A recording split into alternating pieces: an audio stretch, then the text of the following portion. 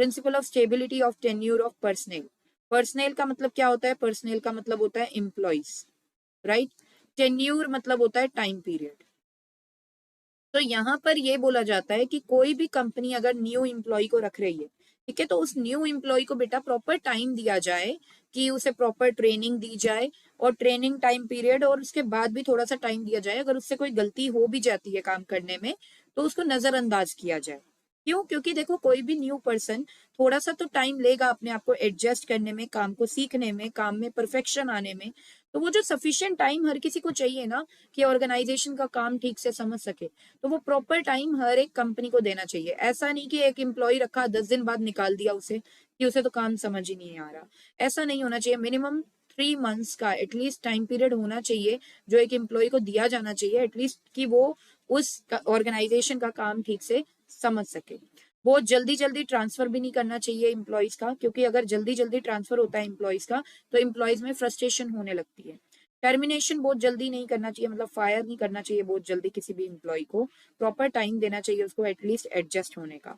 तो no frequent transfer और termination, giving a minimum time to employees to settle down, right. एक minimum time period देना चाहिए employees को कि वो सेटल हो सके।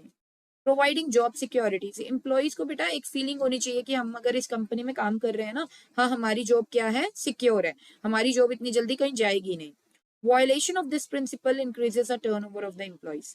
अगर इस प्रिंसिपल को ठीक से फॉलो नहीं किया जाता है तो जो टर्नओवर है ना एम्प्लॉयज का वो क्या हो जाएगा, इंक्रीज हो जाएगा। टर्नओवर मतलब बेटा कि एम्प्लॉयज खुद ही ऑर्गेनाइजेशन को छोड़कर जाने लगेंगे। जैसे कि मैंने आपको अभी बताया कि अगर फ्रीक्वेंट ट्रांसफर्स होंगे एम्प्लॉयज के तो एम्प्लॉयज को फ्रस्ट्रेशन लेवल आता है, ठीक है। या एम्प्लॉयज जब दूसरे एम्प्लॉयज को देखते हैं कि ये तो कंपनी कभी भी किसी भी एम्प्लॉय को निकाल देती है, तो ऑफ कोर्स उनके भी माइंड में आ जाता है कि हम भी किसी टाइम निकल जाएंगे ऐसे ही, तो ये कंपनी तो हमें भी निकाल देगी कभी भी। तो अगर ऐसा कुछ रहता है ना, तो अगर इस प्रिंसिपल का वायलेशन होता है ना, तो टर्नओवर ऑफ एम्प्लॉयज भी क्या हो जाता है, इंक्रीज हो जाता है। Wastage of resources in training the employees if they are transferred और टर्मिनेटेड फ्रीक्वेंटली। देखिए बेटा, लेट सपोज एक न्यू एम्प्लॉय रखा, ठीक है, उसे 1 मंथ ट्रेनिंग दी ऑफ कोर्स, टाइम स्पेंड किया, पैसा स्पेंड किया, रिसोर्सेज स्पेंड किए कंपनी ने उसे ट्रेनिंग देने में। अब 1 महीने बाद अगर कंपनी उसको फायर कर देती है, ठीक है, तो अब क्या होगा, वो ट्रेनिंग पीरियड में सारी चीजें वेस्टेज हो गई ना। तो wastage of resources in training the employees if they are transferred और टर्मिनेटेड फ्रीक्वेंटली, राइट।